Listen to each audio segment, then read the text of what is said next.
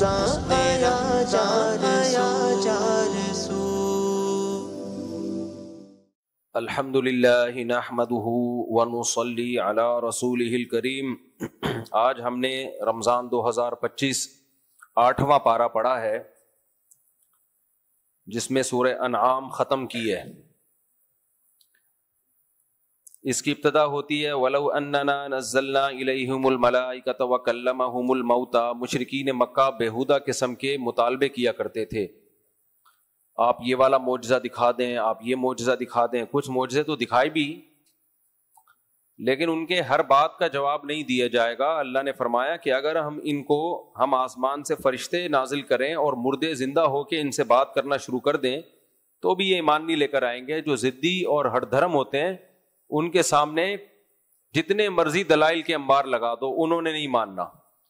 تو اس لیے آپ پریشان نہ ہوا کریں ان کے بیہودہ مطالبوں سے، آپ کا کام ہے دعوت اور تبلیغ کرنا، آپ اپنا پیغام پہنچاتے رہیں۔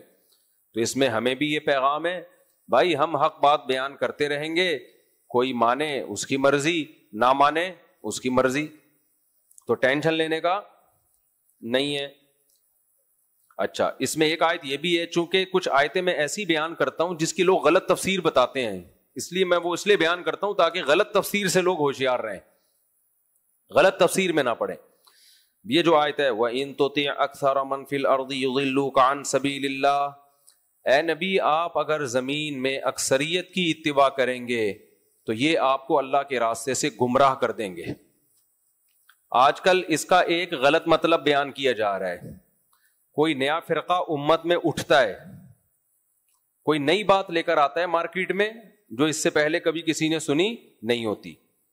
جب علماء رد کرتے ہیں کہ بھائی پوری امت ایک طرف جا رہی ہے، تم 1.5 اینٹ کی الگ مسجد کیوں بنا رہے ہو، تو وہ دلیل میں آیت پیش کرتے ہیں کہ تم اگر اکثریت کو فالو کرو گے تو گمراہ ہو جاؤ گے۔ دیکھو قرآن کہہ رہے ہے اکثریت کو فالو مت کرنا، او بھائی یہ مطلب آیت کا نہیں ہے۔ یہ نبی صلی اللہ علیہ وسلم کے دور میں نازل ہوئی جب اکثریت کافروں کی تھی، دنیا شرک اور کفر سے بھری ہوئی تھی۔ اس میں اکثریت سے مسلمانوں کی اکثریت مراد نہیں ہے، کیونکہ مسلمانوں کی اکثریت کو تو فالو کرنے کا حکم دیا گیا ہے۔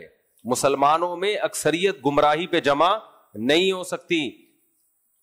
جب کوئی ایمان والے ہیں، قرآن و سنت کو حجت مانتے ہیں، تو ان میں اکثریت کا کسی بات پہ جمع ہونا یہ اس کے برحق ہونے کی ایک بہت بڑی علامت ہے۔ حدیث میں آتا ہے من شذ عن جماعت المسلمین شذ فی النار، جو مسلمانوں کی جماعت سے الگ ہوگا تو اللہ قیامت میں جب مسلمانوں کو دھڑ دھڑ جنت میں داخل کر رہے ہوں گے نا، اس کو بولیں گے تو الگ ہو جائے یہاں سے۔ یہ حدیث ہے کہ تو وہاں بھی 1.5 اینٹ کی الگ مسجد بنا کے بیٹھا ہوا تھا کہ نیا فرقی نکالی بھی تھی تو نے، فرقی چھوٹی سی، فرقے بھی نہیں ہیں ابھی، فرقیاں آ رہی ہیں، چھوٹی چھوٹی فرقیاں۔ یہ بچے نے پیشاب کیا بھائی، پہلے بھی ہم نے سمجھایا ہے بچوں کو، بہت چھوٹے بچوں کو مت لایا کریں، اور اگر ہاں کر دے تو پھر غائب بھی ہو جاتے ہیں وہاں سے۔ یہ تو غلط ہو گیا نا، یہاں لکھ کے لگا دیں چھوٹے بچوں کا پیشاب کرنا منع ہے، اور جس بچے نے پیشاب کیا اس کے باپ کو وہ پیشاب صاف کرنا پڑے گا۔ اچھا، ابا بھی ساتھ بیٹھے ہوئے تھے، تو بچے نے پیشاب کر دیا وہ تو چلو بچے نے، لیکن باپ کو چاہیے وہ اس کو صاف تو کرے نا، کھڑا ہو وہاں پہ، بھائی کوئی دوسرا آ کے بیٹھے نہیں، چلیں اس کو کرواتے ہیں، خیر ٹینشن نہیں شنگیری صاحب۔ ہاں لوگ تو جو ہو رہے ہیں ان کو اتنا غصہ نہیں آ رہا نا، آپ کو سر ٹینشن نہ لیں۔ تو یہاں لکھ کے لگا دیں بھائی، کل لگوا دیں نا، یہاں پہ کوئی بورڈ لگوا دیں، میں نے تو پہلے بھی کہا ہے بورڈ بھی لگوا دیں، اور کیمرے میں پھر دیکھیں، کیمرے چاروں طرف لگے ہوئے ہیں، یہ کس دن کام آئیں گے۔ اب اس دفعہ تو معاف کر دیا، اب اگر کسی بچے نے پیشاب کیا تو کیمرے میں ہم نکالیں گے، اس کے ابا کی تصویر فیس بک پہ شائع کریں گے، ہاں کہ دیکھو یہ اپنے بچے کو لایا تھا، بچہ پیشاب کر کے نکل لیا یہاں سے، اور یہ ابا بھی پتلی گلی سے نکل لیے، تو یہ حل ہے۔ تو میں یہ کہہ رہا تھا چھوٹی چھوٹی فرقیاں نکل رہی ہیں، فرقیاں، جب ان سے کہا جائے کہ تم ایک نئی چیز مارکیٹ میں لائے ہو یار، تو وہ جواب میں کہتے ہیں دلیل کو فالو کرو، دلیل کو یہ مت دیکھو اکثریت کیا کہتی ہے, دلیل ہی کو فالو کرو. لیکن دلیل اس طرف تھی تبھی تو اکثریت اس طرف گئی ہے. تو جس کو آپ دلیل کہہ رہے ہو وہ آپ کے خود ساختہ دلیل ہے, وہ آپ کو لگ رہا ہے دلیل. اور میں بار بار ایک جملہ دہراتا ہوں, نئی فرقی نکالتے ہیں اور کہتے ہیں ہم فرقہ واریت کے خلاف ہیں. خلاف ہوتے تو پرانوں کو ختم کرتے نا, نیا تھوڑی نکال لیتے. یہ منجن ہے, منجن اس زمانے میں یہ بہترین طریقے سے منجن چل رہا ہے.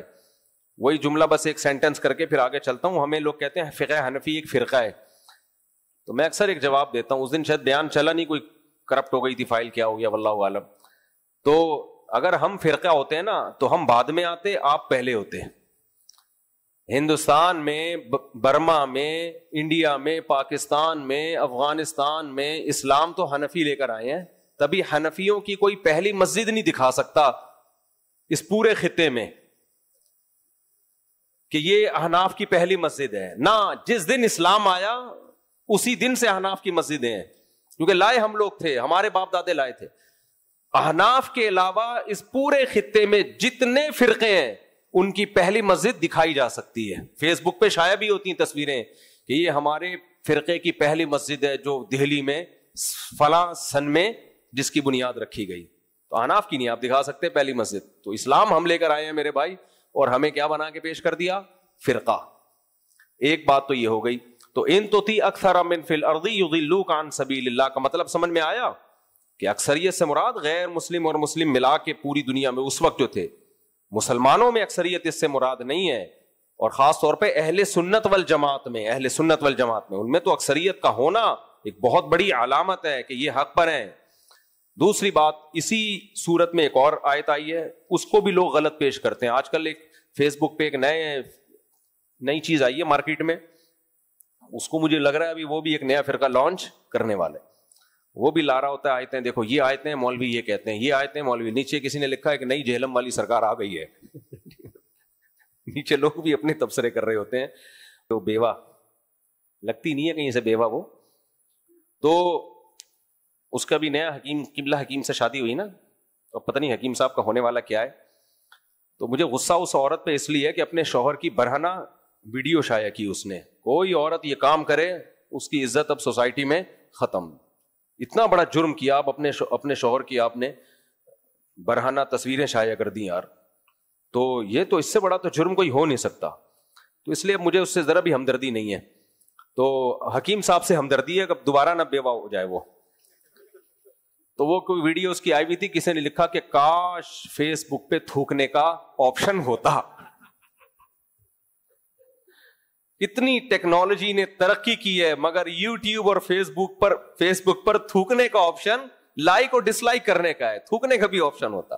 خیر, تو ایک تو یہ آیت کا غلط مطلب. دوسرا ایک اور آیت جو آج کل ایک نئی فرقی آئی بھی ہے اس نے پڑھنا شروع کر دی, اور یہ بھی لوگ بہت سارے پڑھ رہے ہیں. وہ کیا ہے؟ ان الذین فرقوا دینہم وکانوا شیعا لست منہم فی شیء, جنہوں نے اپنے دین کے ٹکڑے کر دیے اور ٹکڑوں میں تقسیم ہو گئے, اے نبی آپ کا ان سے کوئی تعلق نہیں ہے. تو یہ آیت پیش کی جاتی ہے فرقوں کے خلاف کہ دیکھو یہ اتنے سارے فرقے ہیں, یہ فلانا فرقہ ڈمکانا فرقہ. اس آیت کا مطلب کیا ہے؟ جو دین برحق سے ٹوٹ کے الگ ہو گئے, دین برحق سے ٹوٹ کے الگ ہو گئے, جو دین برحق پر قائم ہیں تو وہ تو فرقوں میں شامل ہی نہیں ہے. جو دین برحق سے ٹوٹ کے الگ ہو گئے, تو یہ آیت آپ جب پڑھیں جب آپ اپنے بارے میں ثابت کریں کہ ہم دین برحق سے ٹوٹ کے الگ نہیں ہوئے, ہم اسی دین برحق اور اسی کو فالو کرنے والے مسلمانوں کی جماعت میں سے ہیں, تو یہ بھی آپ کے خلاف آیت جا رہی ہے کہ جو جمہور امت سے ہٹیں گے, نیا فرقہ بنائیں گے, اس پہ یہ آیت منطبق ہوتی ہے. اور جو جمہور امت سے جڑے ہوئے ہیں, بے شک کسی بھی نام سے ہوں, وہ فرقوں میں داخل نہیں ہے, کیونکہ جمہور امت میں فروعی اختلافات ہمیشہ سے رہے ہیں. ان فروعی اختلافات کی بیس پہ کوئی حنفی ہے کوئی شافعی ہے تو یہ فرقوں میں شامل نہیں ہے, کیونکہ بیس سب کی ایک ہی ہے, قرآن اور سنت. اس کو سمجھنے میں اگر اختلاف ہوا ہے تو ہوتا رہے, وہ تو صحابہ میں بھی اختلاف تھا, وہ تو تابعین میں بھی اختلاف تھا, وہ تو تبع تابعین میں بھی اختلاف تھا. پھر تو پوری امت ہی جہنم میں جائے گی, بچے گا کون؟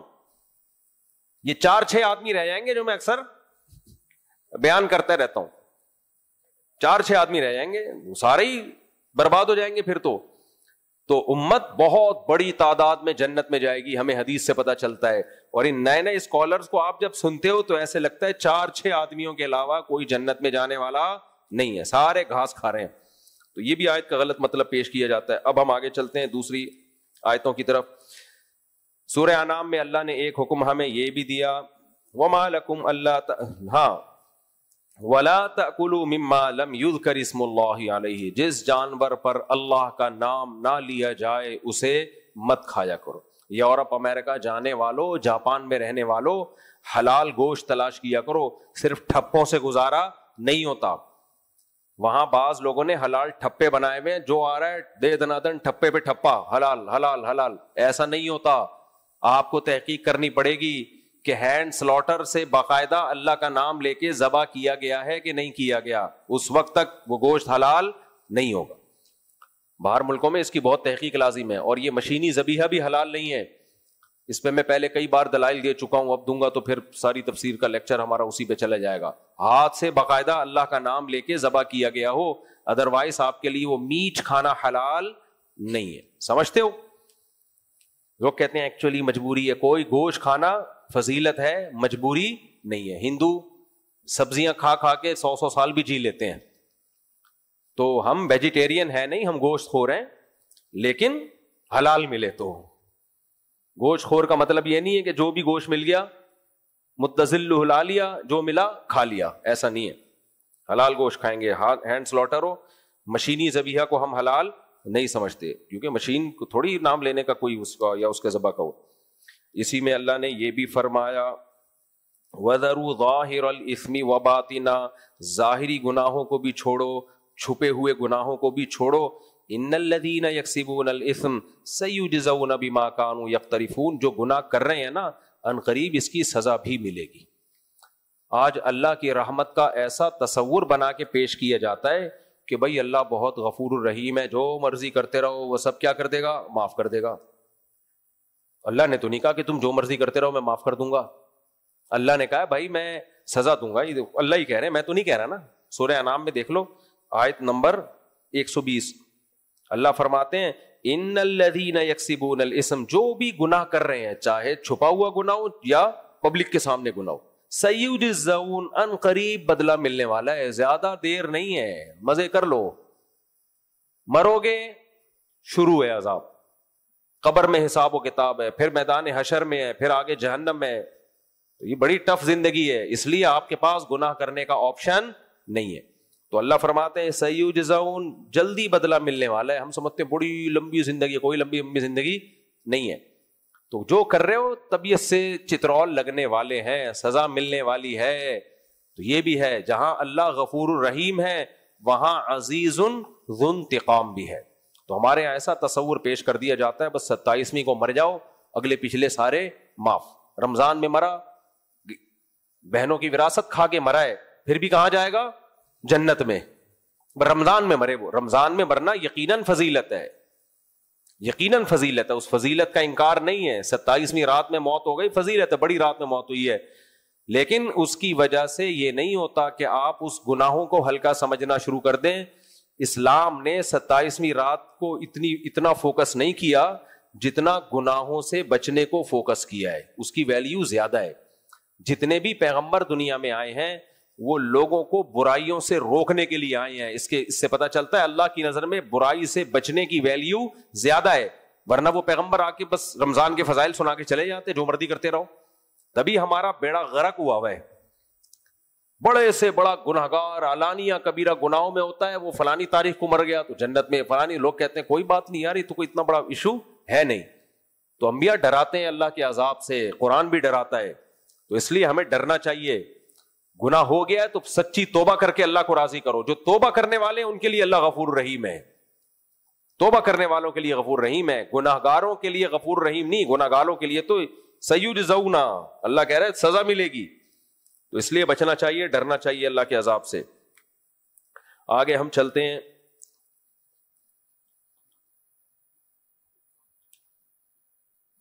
اس آیت سے یا معشر الجن قد استکثرتم من الانس, اللہ نے قرآن میں فرمایا جنات سے خطاب کر کے کہ تم انسانوں سے تعداد میں زیادہ ہو.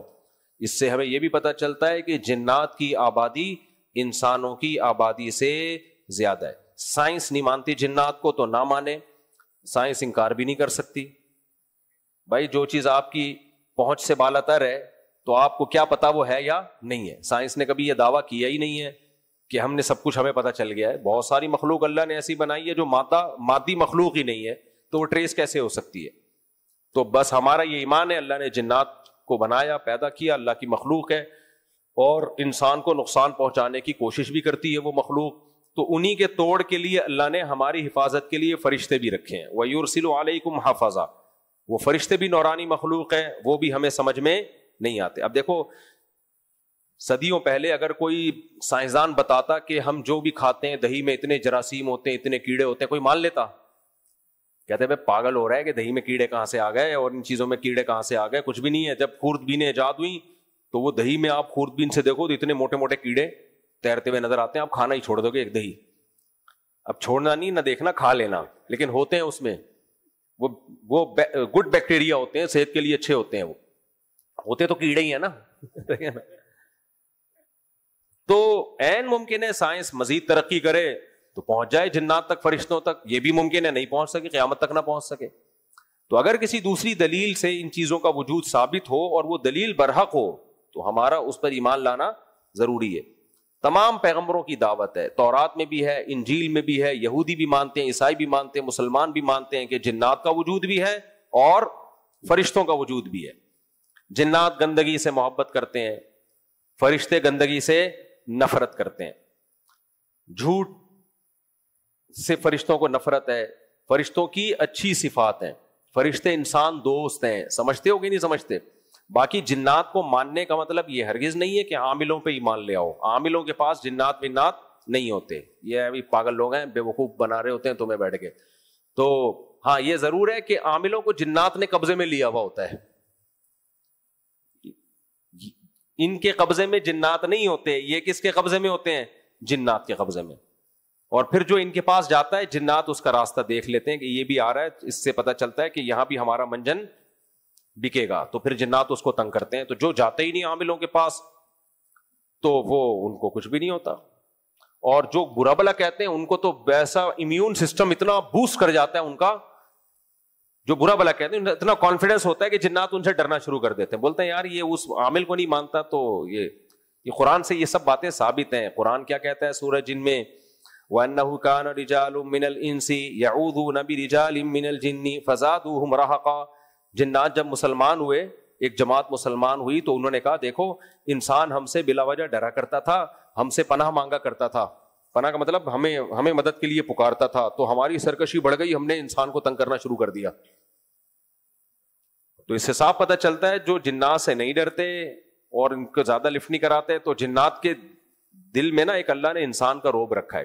دیکھو پاورفل ہونا اس کی علامت نہیں ہے کہ وہ آپ پہ غالب آئے گا. ہم جو قربانی کے بیل لے کر آتے ہیں, طاقتور کون ہوتا ہے؟ ہم ہوتے ہیں یا بیل؟ اسی وجہ سے ہم اپنے آپ کو کھونٹے سے باندھتے ہیں یا بیل کو؟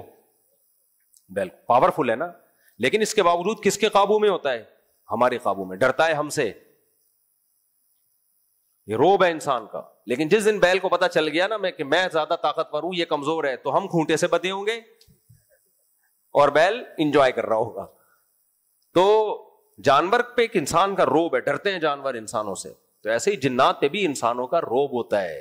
لیکن جب انسان کو یہ لگ گیا نا, یہ ہر وقت جن چڑیل بھوت میں لگا رہتا ہے اور پنکھوں پہ جا کے پھونکے مار رہا ہے کہ سارے پھیل جائے, تو پھر وہ جنات پھر ایسے لوگوں کو تنگ کرتے ہیں. اس لیے ڈرنے کی ضرورت نہیں ہے. اور بچوں کے سامنے کبھی بھی جن چڑیل بھوت کا تذکرہ مت کیا کرو. ایسا خوف بچوں کے دماغ میں بیٹھتا ہے کہ وہ کبھی بھی نہیں جاتا. پھر بچوں کو تو بتاؤ ہی نہیں. بچے جب بڑے ہو جائیں پھر ان کو اسلامی عقیدے کے طور پہ بتا دو, ورنہ بتاؤ کبھی بھی تذکرہ نہیں کرو.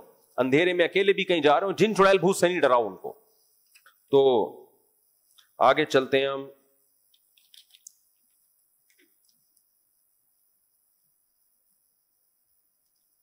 اللہ نے 4 جانوروں کا خاص طور پہ ذکر کیا, 8 جانوروں کا. من الضأن اثنین ومن المعز اثنین. اللہ اپنی نعمتیں بیان کرتا ہے اور مشرکین کی حماقتیں کہ اپنے اوپر بلا وجہ کی حلال چیزوں کو حرام کیا ہوا ہے. تو اللہ کہتے ہیں دیکھو میں نے تمہارے لیے 4 جانور پیدا کیے, جن کا نر بھی حلال اور جن کی مادہ بھی حلال. سب سے پہلے اللہ نے شروع کیا دمبے سے. من الضأن, دمبا اور بھیڑ یہ سب اسی میں آتے ہیں, چکی والا بھی اور بغیر چکی والا بھی. میں بڑا مزہ آتا ہے جب میں آیت پڑھتا ہوں. من الضأن اثنین, اللہ کہتے ہیں دمبوں میں نر بھی اور مادہ بھی دونوں قسمیں حلال کر دی میں نے. قل آذکرین حرم ام الانثیین, بتاؤ نر کو میں نے حرام کیا یا مادہ کو؟ کسی کو بھی حرام نہیں کیا. تو تم خود سے کیوں حرام کرتے ہو؟ مشرکین نہ بتوں کے نام پہ چھوڑے چھاڑ کے اٹھ پٹانگ حرکتیں کر رہے ہوتے تھے.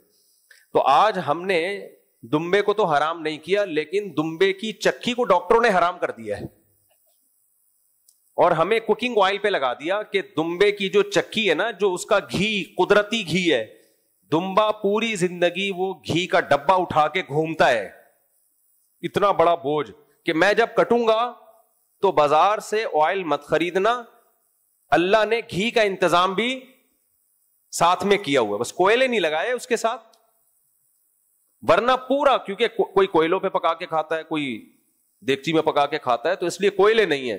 لیکن جس گھی میں دمبے کا گوشت پکنا تھا وہ گھی کا ڈبہ اللہ نے پورا کا پورا ڈبہ چکی والے دمبے کے ساتھ لگا دیا. اتنی ٹیسٹی اس کی چربی ہوتی ہے نا, اتنی مزے کی ہوتی ہے, ویسے ہی کھا جاؤ مکھن کی طرح. کیا کیا ڈاکٹروں نے؟ ایکچولی یہ جو کھاؤ گے نا, ایکچولی یہ کولیسٹرول بڑھے گا تمہارا, فیٹ ہے اور موٹے ہو جاؤ گے اور یوں ہو جاؤ گے. کیا کھائیں؟ یہ آئل کھائیں آپ, جو بازار سے مل رہا ہے نا آئل, پیکنگ کا آئل, جس کا پتہ نہیں کہ بلیچ ڈال کے صاف کر رہے ہیں یا تیزاب سے دھو کے صاف کر رہے ہیں. اس کو نہیں کر رہے تیزاب سے, لیکن ایسا نہ ہو کہ آپ, لیکن بھائی اللہ نے جو پیدا کیا ہے وہ نیچرل ہے. زندگی, ساری زندگی انسان وہی کھاتے آئے ہیں. مجھے یہ حقیقت کیسے پتا چلی میں بتاؤں آپ کو. میں تو ڈاکٹروں کے لیکچر سنتا تھا, شروع سے مجھے عادت ہے, ڈاکٹر کہتے ہیں چربی نہیں کھاؤ, یہ یوں جم جائے گی آنتیں اور پیٹ خراب ہو جائے گا, فلانا ہو جائے گا, ڈمکانا ہو جائے گا. میں اکثر اپنا ایک واقعہ بیان کرتا ہوں. میرا پیٹ بہت خراب رہتا تھا, میری عمر تھی 24 سال اس وقت, بیزار ہو گیا تھا میں پیٹ کا علاج کر کر کے, اور صحت خراب ہوتی جا رہی تھی ڈیلی. میں سردیوں میں چلا گیا, چمن نہیں ہے چمن, وہاں کوئی دورہ سرف وغیرہ کرنے کے لیے, جو کوئٹہ سے آگے, شدید ترین سردی تھی, مجھے لوگ بولے تھے مر جاؤ گے وہاں جا کے, اتنی سردی ہے کیا کر رہے ہو. وہاں علماء نے بھی بولا بھائی تمہیں تو کھانسی ہے, پیٹ تمہارا خراب ہے اور تم یہاں آ گئے سردیوں میں. میں نے کہا بھائی میں کچھ اب ماحول چینج کرنا چاہتا ہوں. میں 2 مہینے وہاں رہا. اب جب 2 مہینے رہا ہوں تو دمبے کو چربی میں پکا کے کھلاتے تھے وہ. میں نے کہا یہاں تو بیڑا غرق ہو جائے گا صحت, یہ تو اتنی بھاری بھرکم چیز ہے چربی, چکی, اور کھاتے بھی ایسے تھے پوری پوری چربی اٹھا کے. کمال ہو گیا. میں نے جب وہ چربی مجبوراً کھانا شروع کی خودکشی کی نیت سے, تو میرا پیٹ بھی صحیح ہو گیا, میری وہ ساری بیماریاں جو ہر وقت کھانسی نزلہ وہ بھی ختم. اور 2 مہینے بعد جب میں آیا تو میرے بچپن کے دوستوں سے آپ پوچھو, وہ کہہ رہے تھے میک اپ کر کے آیا, یہ جھوٹ بول رہا ہے, یہ ایک لالی لگائی ہوئی ہے اس نے. ایسے میرا منہ سرخ لال ٹماٹر بن چکا تھا. ہمارے دوست اب آپ کہتے تھے یار یہ کچھ گڑبڑ ہے, یہ اتنا سرخ نہیں ہو سکتا کوئی 2 مہینے میں. ایسے ماشاءاللہ میری صحت بن گئی تھی, اور موٹاپا نہیں آیا. یہ نہیں کہ توند نکل گئی ہو, کچھ بھی نہیں, چہرہ بھر گیا ایسے زبردست, لال لال ڈورے آنکھوں میں آ گئے تھے, اور نزلہ کھانسی سب ختم. جس دن میں یہاں پہنچا, یہاں رمضان تھا, تو میں نے کیا کیا, میں نے وہی جو ڈاکٹروں کا جو کوکنگ آئل, اس پہ آ گیا میں دوبارہ. 2 دن نہیں لگے ہوں گے, پیٹ کا وہی بیڑا غرق ہو گیا جو 2 مہینے پہلے تھا. تو یہ میرا اپنا تجربہ ہے کہ نیچرل جو ہے نا, نیچرل, اس میں بیماریاں نہیں ہیں. بیماریاں ان چیزوں میں ہیں جو آپ کی صحت کے لیے ڈبوں میں بنا کے بیچی جا رہی ہیں. تو مجھے خود خیال ہوا کہ یار خدا نے جو چربی بنائی ہے اس کو ہم اٹھا کے پھینک دیتے ہیں, اور کمپنیاں جو ہمیں آئل بنا بنا کے کھلا رہی ہیں وہ ہم کیا کرتے ہیں, کوکنگ آئل میں کھانا پکا کے کھا رہے ہیں. تو میں تو پھر ڈاکٹروں سے بدگمان ہو گیا. ڈاکٹر کہتے ہیں ایکچولی نہیں. اب سنا ہے کہ ڈاکٹر لوگ بھی کہہ رہے ہیں چربی کھاؤ, یہ چھوڑ دو. ہاں ایک بات ضرور ہے کہ جب چربی کھاؤ تو کام بھی چربی والے کرو. اگر آپ کی کوئی فزیکل ایکٹیویٹی نہیں ہے, چلنا پھرنا بھاگنا دوڑنا کچھ بھی نہیں ہے, تو میرے بھائی پھر تو آپ خربوزہ کھا کے بھی مرو گے. ہاں پھر تو کچھ بھی کھاؤ گے مرو گے آپ. تو اگر کسی کو چربی کھانے سے دل کے مسائل پیدا ہو رہے ہیں, بلڈ پریشر ہائی ہو رہا ہے, تو یہ چربی کا قصور نہیں ہے, اس کا جو لائف اسٹائل ہے وہ نیچرل نہیں ہے. وہ کھا شیروں والی خوراک رہا ہے اور کام بکریوں والے کر رہا ہے. سمجھتے ہو گے نہیں سمجھتے؟ تو جب شیروں والی خوراک، شیر تو کھاتا ہے گوشت اور چربی، تو شیروں والی خوراک جب کھائے تو اسٹائل بھی کیسا ہونا چاہیے؟ شیروں والا. چال بھی، بھاگنا تو شیر تو بھاگتا ہے، تگڑ تگڑ بھاگ کے شکار کرتا ہے، چیتا بھاگ کے شکار کرتا ہے. بکری کو شکار کے لیے بھاگنے کی ضرورت نہیں ہے، گھاس کہیں بھاگی جا رہی ہے، وہیں کھڑی ہوئی ہے. کیا خیال ہے؟ تو پھر وہ چربی کا قصور نہیں ہے. تو اللہ نے قرآن میں بھی ذکر کیا. اور چربی کی فضیلت ایک اور بھی آپ کو بتا دوں میں، لیکن کھانا اپنی ذمہ داری پہ مرمرا گئے تو میرے اوپر کیس نہیں کر دینا، وہ ڈاکٹر سے پوچھ لینا، آخر میں آنا تو ڈاکٹر کے پاس ہی ہے. دوسرا چربی کی فضیلت قرآن سے پھر ایک اور عالم نے بتایا. انہوں نے بولا دیکھو یار، ہم جو کوکنگ آئل کھاتے ہیں پیکنگ کے، پکوڑے تل تل کے اور فلانا کر کر کے، تو ایک بڑی زبردست انہوں نے توجہ دلائی. انہوں نے کہا قرآن میں کیا آتا ہے؟ وَحَرَّمْنَا عَلَيْهِمْ شُحُومَهُمَا. یہودی نے گناہ کیے، بنی اسرائیل نے موسیٰ علیہ السلام کو ستایا، تو اللہ نے ان کے گناہوں کی وجہ سے اونٹ کی، گائے کی چربی ان پہ حرام کر دی. بیل کی چربی بھی حرام. جانوروں کا گوشت کھانے کی اجازت ہے، چربی کو ہاتھ لگانے کی اجازت نہیں ہے. تو اگر چربی نقصان دہ چیز ہوتی تو یہودیوں پہ گناہوں کی وجہ سے حرام ہوتی، یا پینلٹی لگتی کہ اب تو تم نے یہی کھانی ہے، چربی کھانی ہے. حرام کرنا گناہوں کی وجہ سے اس کی علامت ہے کہ تم سے اللہ ناراض ہے، چربی کی نعمت اللہ تم سے چھین رہا ہے، یہ نعمت اب تمہیں نہیں ملے گی. سمجھتے ہو گے نہیں سمجھتے؟ تو بیل کی چربی کھایا کرو.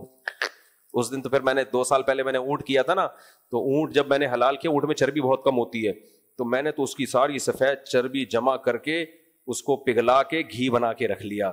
پھر میرے پراٹھے اسی میں بنتے تھے، کوئی ذرا بھی ہیک نہیں ہوتی. ہم بچپن سے بچوں کو سکھاتے ہیں دیکھو چھیچڑا ہے یہ ہیک اسمیل آ رہی ہے، اس میں سے اسمیل آ رہی ہے، تو بچوں کو پھر دیسی کی عادت ہی نہیں پڑتی. تو آرٹیفیشل چیزوں میں ٹیسٹ بہت زبردست ہوتا ہے وقتی طور پر، لیکن بچوں کو دیسی کی شروع سے عادت ڈالو. آج بچوں کو دودھ پیتے ہوئے اسمیل آتی ہے، ڈبے کا دودھ پیتے ہوئے کچھ بھی نہیں آتا. حالانکہ ڈبے کا دودھ نہیں پیو میرے بھائی، یہ کھلا دودھ پیو، کھلا دودھ، تو اس میں غذائیت ہے. خیر کہاں سے کہاں ہم چلے گئے. تو اگر چربی بری چیز ہوتی، بقرعید میں کیا کیا کرو؟ چربی کا گھی نکال کے رکھ لیا کرو، پراٹھے اسی میں بنایا کرو. ڈاکٹر پراٹھوں سے منع کرتے ہیں، اتنا بھی ہم ڈاکٹروں کو لفٹ کرا لو، بال کھانا جو ہے اس چربی میں پکایا کرو، اور پھر تھوڑا بھاگم دوڑم بھی کیا کرو، تھوڑا بھاگا دوڑا بھی، ورنہ پھر مر جاؤ گے. تو پھر مجھے نہیں کہنا کہ اب تم نے مارا ہے اس کو، وہ پھر تم اپنی ہے، کوئی کام ہی نہیں ہے تو پھر مرو گے ہی نا، ظاہر ہے. تو اللہ نے قرآن میں کیا فرمایا؟ دمبے کا سب سے پہلے تذکرہ کیا اللہ تعالیٰ نے. من الضأن اثنین، اللہ کہتے ہیں ہم نے دمبے میں نر اور مادہ دونوں کیا کر دیے؟ حلال. سمجھتے ہو؟ اور پھر اس پہ بہت سارے واقعات ہیں چربی کی فضیلت پر. ایسے غریبوں کو میں نے دیکھا، ایک غریب لوگ کیا کرتے تھے، اتنے صحت مند، میں نے کہا ان کو بیچاروں کے گھر میں کھانے کو روٹی ہے نہیں، سارے مستڈے لال ٹماٹر کی طرح، اور ایسی ان کی ہیلتھ. تو پھر کچن میں جب جا کے دیکھا تو پتا چلا یہ غریب لوگ قربانی کی چربی اکٹھی کرتے ہیں، اسی کو پگھلا کے بیچارے پورے سال چلاتے ہیں. وہ بیچاروں کو یہ اس چربی نے ان کے چہرے کو لال ٹماٹر جیسا کر دیا. اور جو ڈیفینس کا کروڑ پتی آدمی ہے، اس کے پاس چونکہ کوکنگ آئل کے پیسے ہیں، لہذا وہ کوکنگ آئل کھا کھا کے چہرے کا رنگ کیا کر رہا ہے؟ اڑا رہا ہے. یہ جو چہرے پہ رونق ہے نا، یہ چربی کھائے بغیر نہیں آ سکتی، یہ ذہن میں رکھنا. دیکھو ویجیٹیرین جو ہوتے ہیں نا، ویجیٹیرین جو مسلمانوں کے چہرے پہ چمک اور رونق ہوتی ہے، وہ ویجیٹیرین کے چہروں پہ نہیں ہوتی. چہرے پہ رونق گوشت کے بغیر آ نہیں سکتی، گوشت چربی کے بغیر. لیکن بہرحال آپ ڈاکٹر سے پوچھ کے کھا لینا، تو مرو گے تو مجھے نہیں پکڑنا پھر. خیر ہم آگے چلتے ہیں. آگے اللہ فرماتے ہیں وَمِنَ الْمَعْزِ اثْنَيْنِ، اسی طرح بکری میں سے بھی دونوں، بکرا بھی حلال اور بکری بھی حلال، تو بکرے کا گوشت بھی ہے. اور آگے اللہ نے فرمایا وَمِنَ الْإِبِلِ اثْنَيْنِ، اونٹ میں بھی نر اونٹ بھی حلال اور مادہ اونٹ بھی حلال. تیسرے نمبر پہ اللہ نے اونٹ کے گوشت کا تذکرہ کیا، اور چوتھے نمبر پہ اللہ نے گائے کا تذکرہ کیا. وَمِنَ الْبَقَرِ اثْنَيْنِ، کہ گائے میں بھی بیل بھی حلال اور گائے بھی تمہارے لیے حلال. بھینسا اور بھینس بھی گائے ہی کی جنس میں شامل ہے، وہ بھی اسی آیت میں خود بخود داخل ہو گئے. تو یہ 4 قسم کی نعمت اللہ خاص طور پہ بیان کر رہا ہے. پوری دنیا میں ان 4 جانوروں کا گوشت بہت زیادہ کھایا جاتا ہے، تو اس میں کچھ تو ہے نا. بچوں کے لیے گائے کا گوشت بہت مفید ہے، خوب سمجھ لیں. بچوں کو گائے کے گوشت سے پرہیز نہ کرایا کریں. جو بڑا آدمی بیمار ہو جائے وہ بچے گائے سے, لیکن بچوں کے لیے گائے کا گوشت کھلائے. بکرے سے زیادہ اچھا بچوں کے لیے کون سا گوشت ہے؟ گائے کا. میں بعض ملکوں میں گیا ہوں, وہاں گائے کا گوشت مہنگا ہے بکرے سے بھی. کہتے ہیں گائے میں پروٹین زیادہ ہے. ابھی افریقہ میں ہو کر آیا, بکرے کو تو کوئی پوچھتا ہی نہیں. وہاں گائے کے لیے تو لوگ ترستے ہیں. گائے کا گوشت مہنگا ہے, 4-5 ہزار میں پورا بکرا مل جاتا ہے پاکستانی, 4-5 ہزار میں. میں تو چھپڑ میں لیگیج میں بکرے لانے کے موڈ میں تھا, لیکن اجازت نہیں ہے. تو خیر بکرا کھائیں, گائے کھائیں, دمبا کھائیں, جو پسند ہو, لیکن مسلمان گوشت خور بولو ہوتا ہے. گوشت مسلمان کی مجبوری ہے, کھانا پڑے گا. ہم ویجیٹیرین ہو نہیں سکتے. ہمارے مذہب نے اتنی ساری گوشت کی فضائل ہمیں بیان کر دی ہیں کہ اب مجبوری ہے ہماری, گوشت کھانا ہماری مجبوری بن چکے ہیں. انٹرنیٹ پہ آ رہے ہیں بہت سارے نا ہندو ڈاکٹروں کے کلپ آ رہے ہوتے ہیں, گوشت میں یہ نقصان ہے, یہ سبزی کھایا کرو, یہ کھایا کرو. میں سوچ رہا ہوں کہ ایسے ڈاکٹر کی دعوت کر کے اس کو ایک دفعہ دمبے کو چربی میں پکا کے نا, اور پہلے بھوک لگاؤ, اس کو ٹائٹ قسم کی بھوک لگاؤ, اس کے بعد دمبے کو چربی میں پکا کے کھلاؤ, بول مزہ آیا کہ نہیں آیا. تو وہ کہے گا آج سے گوشت ہی کھاؤں گا. خیر ہمارے ایک دوست کے ساتھ واقعہ ہوا. ہمارے ایک بھائی, میرے بڑے بھائی تو اسٹاک ایکسچینج میں نا, تو وہاں ایک ہندو وہ گوشت نہیں کھاتے تھے, ان کے دوست تھے. بھائی نے اس کو سمجھایا کھاؤ. ایک دن گوشت کی بریانی کھلائی, وہ بڑا خوش. اگلے دن وہ بھائی نے اس سے پوچھا کہ وہ آیا, کہتا اب تو میں دبا کے گوشت کھا رہا ہوں نا. چند دن بعد آئے. بھائی نے کہا گوشت تو مہنگا ہے, کیسے اتنا گوشت کیسے خرید رہے ہو؟ کہہ رہے جتنے کوے منڈیر پہ بیٹھے سب کھا گیا. یا تو کھا نہیں رہے تھے, اب کھانے پر آئے تو کیا کھانا شروع کر دیے, سارے کوے کھا گئے. اللہ بچائے بھائی. آگے ہم چلتے ہیں, یہ اسی میں آیت آئی, وعلی الذین ہادوا حرمنا علیہم شحومہما ومن البقر والغنم حرمنا علیہم شحومہما. اللہ کہتے ہیں گائے کی چربی بھی حرام کی تھی ہم نے یہودیوں پر, اور بکرے اور بکریوں کی چربی بھی حرام کی تھی. چربی نہیں کھانا تم, خالی گوشت کھاؤ روکھا روکھا. اور میرے خرچے پہ, استغفر اللہ, میرے خرچے پہ نہیں, یہ میں نے کیا کہہ دیا, میرے مشورے پہ ایک دفعہ آپ بریانی کوکنگ آئل کے بغیر پکائیں, گوشت جس میں چربی زیادہ ہو, رواج ہو, چربی ہو, پکا کے دیکھیں, مجھے بھی کھلا دینا. پھر مزہ نہ آئے پیسے واپس. نہ وہ پیٹ پہ بوجھ بنے گی. کوکنگ آئل میں پکی ہوئی بریانی لذت میں بھی کم ہوتی ہے اور میدے پہ بوجھ بھی بنتی ہے. کوکنگ آئل نہ ڈالیں آپ اس میں. آپ کیا کریں, اسی کا جو گھی ہے نا, یعنی گوشت ایسا لیں جس میں چربی زیادہ ہو, رواج زیادہ ہو, رواج بھی چربی ہی کی طرح کا ہوتا ہے, اس میں آپ پکائیں, مزہ نہ آئے پیسے واپس. اور باسمتی چاول ہونا چاہیے, سیلا چاول نہیں. سیلا چاول پیڑ میں ایسے پتھر بنتا ہے جا کے. تو باسمتی چاول میں چربی والے گوشت میں آپ بریانی پکائیں, آئل الگ سے نہ ڈالیں, مزہ نہ آئے پیسے واپس. اگر پھر بھی پیٹ خراب ہوا تو وہ مسالے کی وجہ سے ہوگا, جو آپ نے بازار کا مسالہ لیا ہے, یہ بتا رہا ہوں. اگر مسالہ بھی گھر کا ہو تو پھر بالکل پیٹ خراب نہیں ہوگا, اور بہت جلدی ہضم بھی ہو جائے گی, گھر کا مسالہ ہو. اگر آگے چلتے ہیں, آپ بولیں گے کون سا کچن چینل کھول کے بیٹھ گیا ہوں میں.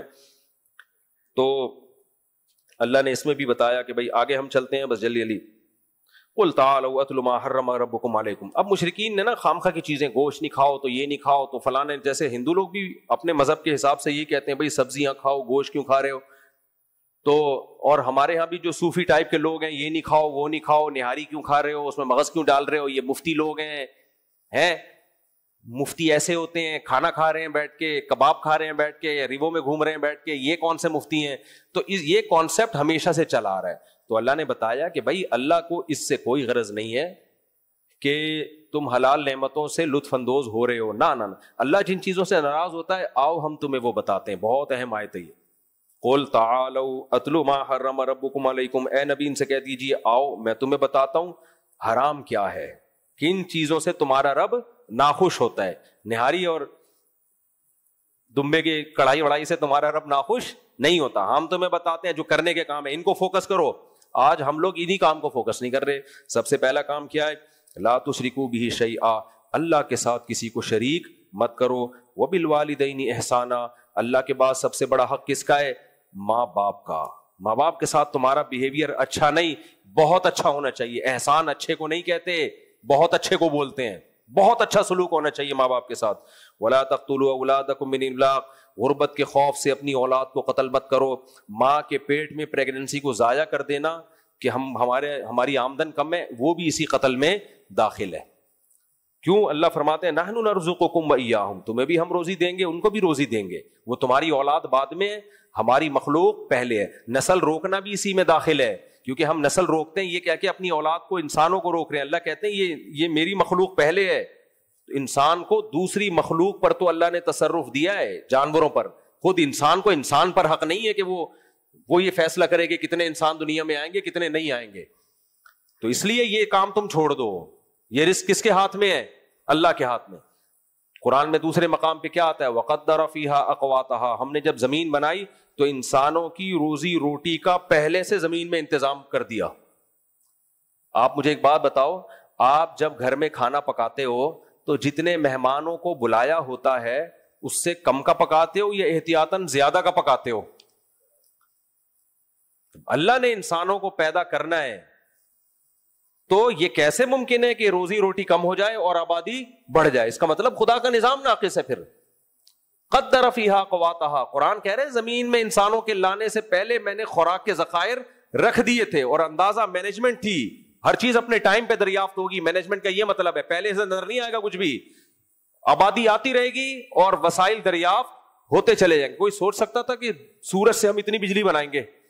ہم نے گھر میں پلیٹیں لگائیں، ماشاءاللہ ایسی بجلی بننا شروع ہو گئی. وہ ہمیں کہہ رہا ہے بھائی یہ کسی کو بیچو، آپ سولر کا پینل بڑا لگا لو تو بجلی شاپروں میں بھر بھر کے غریبوں میں بانٹنا شروع کر دو آپ، اور ہمارا ایک دھیلا بھی خرچ نہیں ہو رہا. سورج سے بجلی بن رہی ہے. کوئی سوچ سکتا تھا 50 سال پہلے؟ تو ابھی پتہ نہیں کیا کیا دریافت ہونے والا ہے. پورا زور لگایا ہوا بچے روکو، بس بچے روکو. اس کے نقصان کیا ہوگا؟ ہمارا جوانوں کا ریشو کم ہو جائے گا، کمانے والے کم، کھانے والے زیادہ، تنزل کی طرف جانا شروع ہو جائیں گے. جن ملکوں نے یہ کیا ان کا یہ حال ہو گیا ہے. تو اس لیے اللہ نے اس سے بھی منع کیا. آگے اللہ فرماتے ہیں وَلَا تَقْرَبُوا الْفَوَاحِشَ مَا ظَهَرَ مِنْهَا وَمَا بَطَنَ، جتنے بھی بے حیائی کے کام ہیں، چھپے ہوئے ہوں ظاہر ہوں. بند کمروں میں انٹرنیٹ پر فحش چیزیں دیکھنا، بند کمروں میں ٹک ٹاک پہ، فیس بک پہ لڑکیوں سے دوستیاں لگانا یا کھلے عام یہ سب کچھ کرنا، سب اللہ کی طرف سے حرام. اللہ نے عورت تک پہنچنے کا ایک راستہ، وہ کیا ہے؟ نکاح.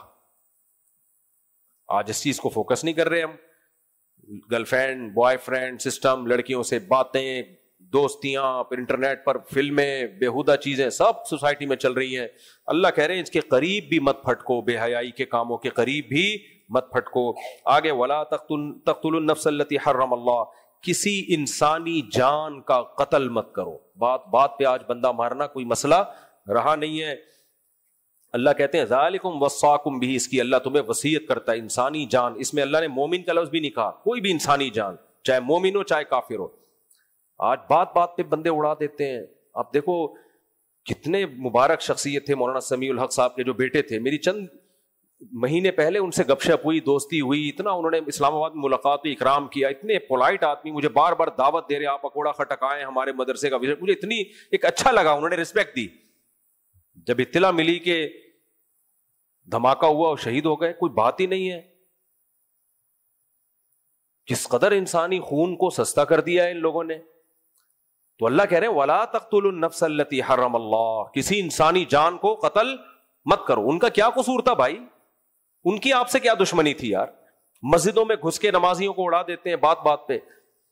اس دن قرآن میں آیت آئی تھی نا، جس نے کسی کو قتل کیا نا، سب سے بڑی سزا کس کی ہے؟ قاتل کی. فَجَزَاؤُهُ جَهَنَّمْ خَالِدًا فِيهَا، جہنم اس کی جزا ہمیشہ رہے گا.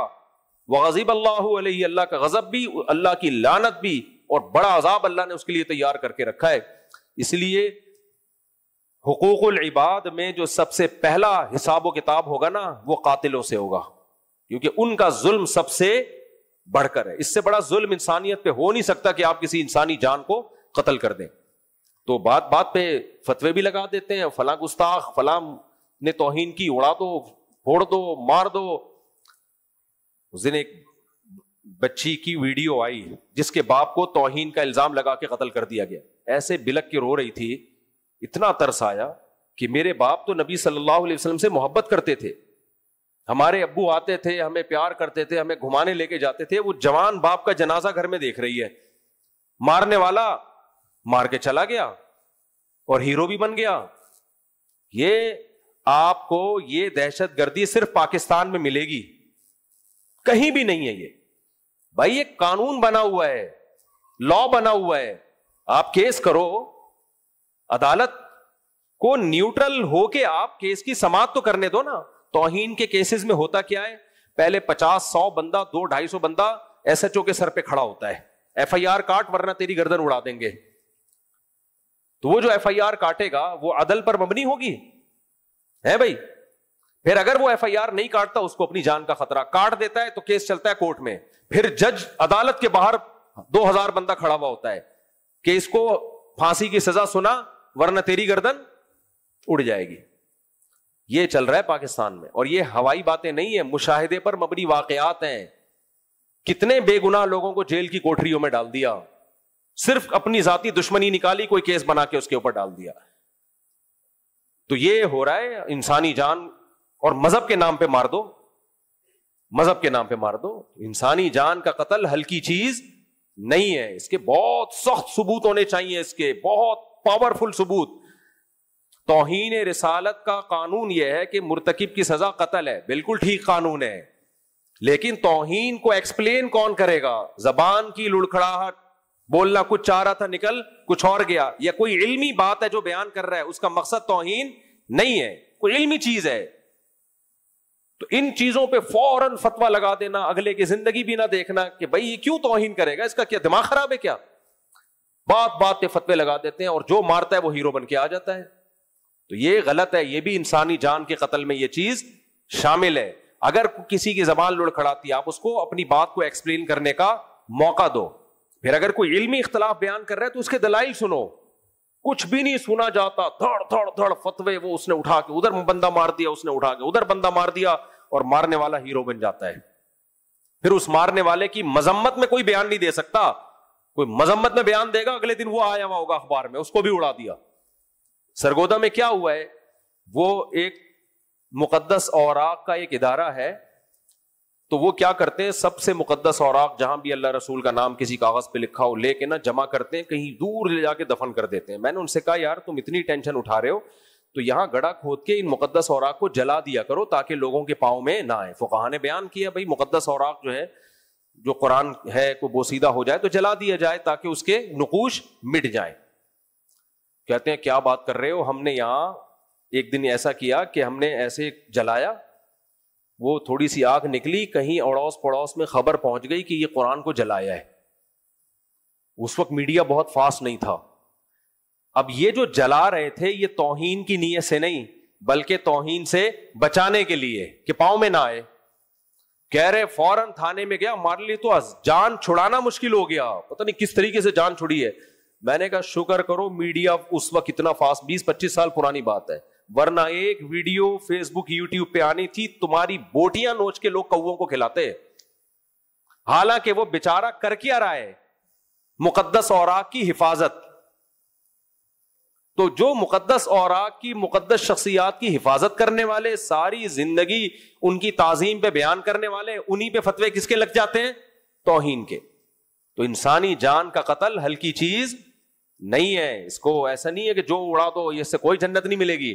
اس بچی پہ مجھے اتنا ترس آیا جس کے باپ کو مار دیا, یار کیسے بلک بلک کے رو رہی ہے وہ. تو انسان کے لیے پورا گھر چل رہا ہوتا ہے کسی شخص سے, آپ نے اڑا دیا, اپنی ٹھڑک پوری کر لی اور ہیرو بھی بن گئے آپ. تو ایسے جذباتی لوگوں سے ہمیں اپنے ملک کو بچانا ہے, اپنے کلچر کو, اپنی سوسائٹی کو بچانا ہے. اور یہ صرف یہیں پر آپ کو ملے گا دنیا میں. ہاں جو واضح لفظوں میں توہین کر رہا ہے, ہمیں پتا ہے یہ شراب بھی نہیں پی ہوئی اس نے, دماغ صحیح ہے اس کا, جان کر جیسے ملحد لوگ کر رہے ہوتے ہیں, کوئی تعویل نہیں بنتی ہے اس کی, اور کیس چلتا ہے, پتا چل جاتا ہے کہ بھائی اس کی کوئی دوسرا مطلب بنتا نہیں ہے, تو ٹھیک ہے, اس کے لیے تو قانون بنا ہوا ہے. ایسے شخص کو سزا ملنی چاہیے تاکہ ہم ناموس رسالت کی حفاظت کریں. نبی صلی اللہ علیہ وسلم کی ذات اتنی ہلکی نہیں ہے کہ ہم لوگوں کو اجازت دے دیں جو منہ میں آئے اٹھائے اور جو آپ بکواس کرتا پھرے. تو میری اس تقریر کا یہ مطلب نہیں ہے کہ ہم اس کی کھلی چھوٹ دے رہے ہیں. میری تقریر کا مطلب یہ ہے کہ اس قانون کا غلط استعمال, اس پہ پابندی ہونی چاہیے. تو باقی قانون بذات خود ٹھیک ہے کہ توہین رسالت کی ہم کسی کو پرمیشن نہیں دیں گے, لیکن اس توہین کا فیصلہ کون کرے گا؟ عدالت. اور عدالت بھی دباؤ میں آ کے نہیں کرے گی, دونوں طرف کے دلائل سن کے وہ انصاف والا تجزیہ کرے گی، ورنہ عدالت پہ بھی دباؤ ہوتا ہے کہ تو نے اس کو سزا نہیں دی تو تیری گردن اڑے گی. یہ ہوا ہے، مجھے خود وکیل نے بتایا کہ میں نے 2 بے گناہ لوگوں کو اندر جیل میں کیا ہے، عمر قید کی سزا سنائی ہے، جبکہ مجھے پتا تھا کہ یہ مجرم نہیں ہے. کہہ رہے ہیں ان کو میں جیل میں نہیں بھیجتا تو میری لاش ملتی، اتنا دباؤ تھا میرے اوپر، مجھے جان سے مار دیتے تو میں مجبور تھا کہ یار اپنے آپ کو بچاؤں. غلط کیا، لیکن کہتا میں کیا کرتا، باہر عدالت کے باہر بندہ کھڑا ہوا تھا اتنا 1000 2000، اور میں حکومت کی طرف سے وکیل تھا، میں اس کو چھڑوا دیتا تو میں گیا کام سے. اور جج کو بھی یہی خطرہ تھا تو جج نے بھی اس کو عمر قید کی سزا سنا دی. یہ بہت ہے، ایک نہیں ہے، جیلوں میں بھرے ہوئے ایسے لوگ. اکثر علماء گئے ہوئے ہیں اندر جو بیچارے 8 سال درس نظامی پڑھا انہوں نے، قال اللہ قال رسول پڑھا اور انہی پہ الزام لگا اور جیل میں گئے. تو یہ ہو رہا ہے مارکیٹ میں. تو جو واقعی مرتکب توہین رسالت ہیں ان کو تو سزا ملنی چاہیے، لیکن یہ فیصلہ کون کرے گا بھائی؟ کورٹ بنی ہوئی، عدالت بنی ہوئی ہے. دنیا میں ایسا کسی ملک میں نہیں ہوتا کہ جو اٹھا کے فیصلہ کر دے، فتویٰ دے دے، اڑا دو، یہ کر دو، وہ کر دو. تو اور یہ جو لوگ قتل کے مشورے دیتے ہیں نا، اس نے یہ کیا جا کے اڑا دو، ان سے بولا کرو حضرت آپ خود جا کے اڑاؤ، کیونکہ جو اڑائے گا اس پہ بھی کیس ہوتا ہے، وہ بھی اندر ہو جاتا ہے. تو آپ اپنی عوام کو نہیں مرواؤ. جنت میں جانے کا آپ کو بھی شوق ہے نا، یہ بندوق پکڑیں، آپ خود تشریف لے جائیں خود. تو یہ خود جاتے ہوئے ڈرتے ہیں، یہ عوام کو بس مشورے دے رہے ہوتے ہیں. ان کو پتا ہے وہی جائے گا جیل میں، اور وہی پھر وہ ایک اور ہیرو جنازے میں آ جائیں گے آگے اس کے. تو کہہ رہے ہیں چلو اس کے جنازے میں بھی آ کے ہم پھر وہ جنازہ بھی کیش کرا رہے ہوتے ہیں کہ دیکھو ہم اس کے جنازے میں آئے ہیں. تو آپ جائیں نا، خود جائیں نا. تو اس میں اللہ نے کیا فرمایا؟ انسانی جان کو قتل مت کرو، اس کی اللہ تمہیں وصیت کرتا ہے. آگے فرمایا، جلدی سے بس یہ رکو پڑھ لیتا ہوں، ولا تقربوا مال الیتیم، یتیم کا مال کھانا تو دور کی بات، قریب بھی مت پھٹکو. یتیم کا مطلب یہ نہیں کہ عیدی سینٹر سے یتیم کے چپل چوری کر کے کھانا. یتیم کا مطلب ہے آپ کے باپ کی ڈیتھ ہو گئی، اب چھوٹے بھائی بھی ہیں آپ کے. تو عام طور پر وہ بڑے بھائی جو اس وقت بیان نہیں سن رہے، وہ چھوٹے بھائیوں کی وراثت ہڑپ کر جاتے ہیں، چھوٹی بہنوں کی وراثت بھی ہڑپ کر جاتے ہیں. اللہ کہتے ہیں یتیم کا مال ہے، یہ آگ کا انگارہ ہے، اس کی حفاظت، بیوہ کو بھی اجازت نہیں ہے اپنے یتیم بچوں کا مال کھانے کی. فرمایا وَأَوْفُوا الْكَيْلَ وَالْمِيزَانَ بِالْقِسْطِ، ناپ تول میں کمی مت کیا کرو. ایسا مت کرو کہ اپنا حق لینے کی باری آ رہی ہے تو پورے گن گن کے، حق دینے کی باری آ رہی ہے تو ڈنڈی مار رہے ہو. ایتھوپین ایئر لائن سے ہم لیپ ٹاپ لے کر آئے، یہاں چائنا والا نکلا ڈبہ ہی چینج، صحیح ہے نا، پیسے لیگیج کے پورے لیے، یہاں مال کیا کر دیا؟ چینج کر دیا. تو یہ پہلی دفعہ نہیں ہوا، ورنہ میں ایتھوپین ایئر لائن کا نام نہ لیتا، کیونکہ مجھے اور بھی لوگوں کی کمپلینز ملی ہیں کہ ہمارے ساتھ بھی ایسا ہوا ہے. تو میڈیا کا اتنا فائدہ تو اٹھائے نا. تو اللہ نے فرمایا ناپ تول میں کمی مت کرو. وَإِذَا قُلْتُمْ فَاعْدِلُوا وَلَوْ كَانَ ذَا قُرْبَىٰ، رشتہ دار کو بھی ناحق فیور مت کرو. اگر تمہیں پتا ہے تمہارا رشتہ دار غلطی پر ہے تو اس کو فیور مت دو. آگے فرمایا اس اور احکام ہے، پھر یہ سورہ بنی اسرائیل میں اور تفصیل کے ساتھ ہیں تو انشاءاللہ میں وہاں بیان کروں گا. اس کے بعد سورہ اعراف شروع ہوئی ہے. سورہ اعراف میں اللہ نے آدم علیہ السلام کا واقعہ بیان کیا کہ انسانیت کی ابتدا کیسے ہوئی ہے. یہ بھی دلچسپ واقعہ ہے، لیکن وقت ہمارا کافی زیادہ ہو گیا. اللہ تعالی ہمیں سمجھنے کی اور عمل کی توفیق عطا فرمائے. باقی انشاءاللہ کل. وما علینا الا البلاغ.